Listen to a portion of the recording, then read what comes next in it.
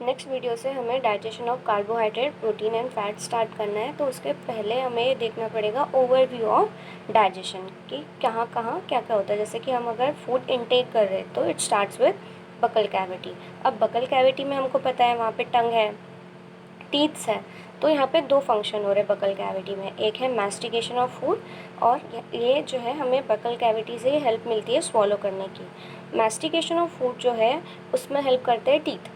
ठीक है, ये हम सारा पढ़ चुके हैं, कौन सा टीथ च्यूइंग में हेल्प करेंगे, कौन से कट करने में हेल्प करेंगे।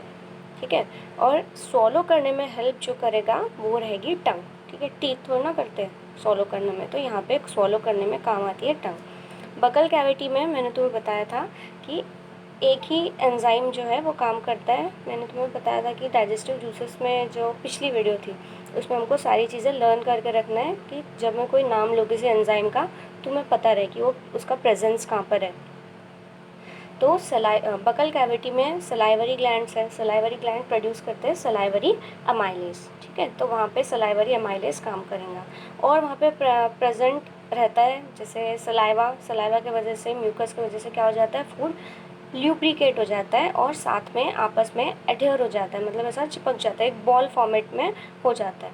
तो वो जो बॉल फॉर्मेट जो है वो उसको हम लोग बोलते हैं बोलस।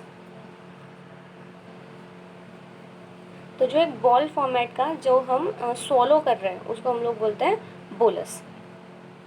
अब बकल कैविटी में ये जो स्वॉलोइंग का प्रोसेस है, स्वॉलो कर लिया तो जाएगा कहाँ, फेरिंग्स रीजन में। ठीक है, तो ये जो है, ये जो प्रोसेस है स्वॉलोइंग, इसका एक और नाम है डीग्लूटिशन। याद रखना, DEGLUTITION। ठीक है, डीग्लूटिशन। अब फेरिंग्स से होके फूड कहाँ जाने वाला है, यूसोफेगस। यूसोफेगस में किसी भी चीज़ का डाइजेशन नहीं होने वाला, वहाँ से बस क्या होने वाला है, फूड जो है स्टमक की तरफ जाने वाला है यूसोफेगस से। अब यूसोफेगस मैंने तुम्हें बताया था कि वो एक ऐसा लॉन्ग ऐसा ट्यूब नहीं है, यानी ट्यूब तो है ही, पर याद कर लो, एक यूसोफेगस वाली वीडियो में बताया था कि अगर मैं ऐसा पेन अगर ऐसा होल्ड कर लूँ तो ऐसा वो पूरा ऐसा ट्यूब नहीं है, उसमें ऐसा क्लोजिंग्स है और जब फूड जाता है तो वो ऐसे ऐसे ऐसे मूवमेंट करके फूड अंदर जाता है। तो वो जो मूवमेंट होती है उसको हम लोग बोलते हैं पेरिस्टाल्सिस। अब यूसोफेगस में पेरिस्टाल्सिस हो गया, फूड कहाँ तक पहुँच गया, स्टमक तक। अब स्टमक में क्या होने वाला है, चर्निंग मूवमेंट्स। चर्निंग मूवमेंट मतलब इस तरीके के मूवमेंट जो होने वाले हैं वो यहाँ पे होने वाले हैं, उस मूवमेंट को हम लोग बोलते हैं चर्निंग मूवमेंट। अब स्टमक में जो है HCl प्रेजेंट होता है, तो मतलब HCl तो एसिडिक होता है ना। तो अब जो फूड ये बकल कैविटी से होके, ये जो बोलस बकल कैविटी से होके स्टमक तक पहुँचा है, उसमें एसिड मिक्स हो गया। अब वो जो फूड जो है उसका नाम चेंज हो जाएगा, उसको हम लोग बोलेंगे काइन। अब फूड जो है स्टमक से कहाँ पहुँच गया, स्मॉल इंटेस्टाइन में। स्मॉल इंटेस्टाइन के 3 पार्ट है, तुम्हें पता है, duodenum, jejunum and ileum. Duodenum में मैक्सिमम डाइजेशन होता है क्योंकि वहीं पे जाके कौन तो हमारे ग्लैंड्स ओपन होते हैं, वहाँ पे पैंक्रियाज एंड लिवर। तो यहाँ पे मैक्सिमम डाइजेशन होता है। अब जेजुनम और इलियम, यहाँ पे होगा तुम्हारा एब्जॉर्प्शन, मैक्सिमम एब्जॉर्प्शन यही होता है। अब तो फूड पूरा डाइजेस्ट कर लिया, यहाँ तक पूरा डाइजेशन हो गया डिओडेनम तक, अब एब्जॉर्प्शन भी हो गया, जेजुनम एंड इलियम पे एब्जॉर्प्शन हो गया। अब जो फूड बच गया, जो अनडाइजेस्टेड फूड है, वो कहाँ चले जाएगा, लार्ज इंटेस्टाइन में अनडाइजेस्टेड फूड। अब देखो स्मॉल इंटेस्टाइन, ये जो था यहाँ पे, सॉरी, स्टमक में एसिडिक था, काइम बोल दिया। स्मॉल इंटेस्टाइन में अभी तुम्हें बताया कि लिवर और पैंक्रियास दोनों वहाँ पे डिओडेनम पे आके जॉइंट हो जाते हैं।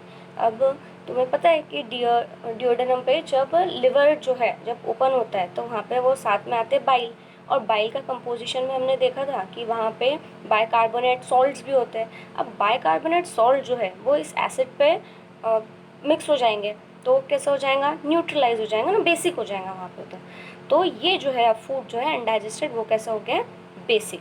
अब इस बेसिक फूड को जो कि अनडाइजेस्टेड है उसको हम लोग बोलते हैं काइल, CHYLE, काइल।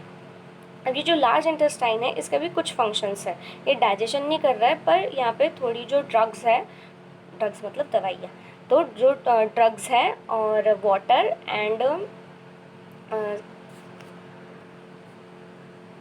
कुछ जो मिनरल्स हैं वो यहाँ पे थोड़े से एब्जॉर्ब हो जाते हैं।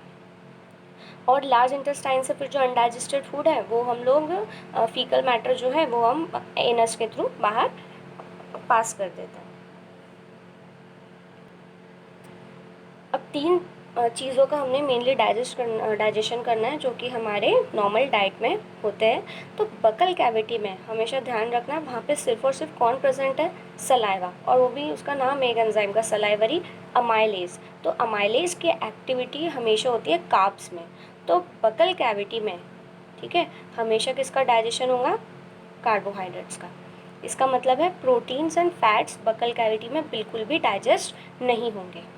यूसोफेगस में किसी भी तरीके का डाइजेशन नहीं होता, नो डाइजेशन, कुछ भी डाइजेस्ट नहीं होता वहाँ पे। फिर नेक्स्ट आता है स्टमक। स्टमक में पर्टिकुलर चीज़ें जो है वो डाइजेस्ट होंगी। तो पिछली वीडियो अगर तुम देखोगे तो वहाँ पे मैंने तुम्हें लिखाया था, वहाँ पे प्रोटियोलिटिक एंजाइम है और माइल्ड लाइपेज है, वहाँ पे कार्बोहाइड्रेट वाले एंजाइम का कोई भी नहीं था।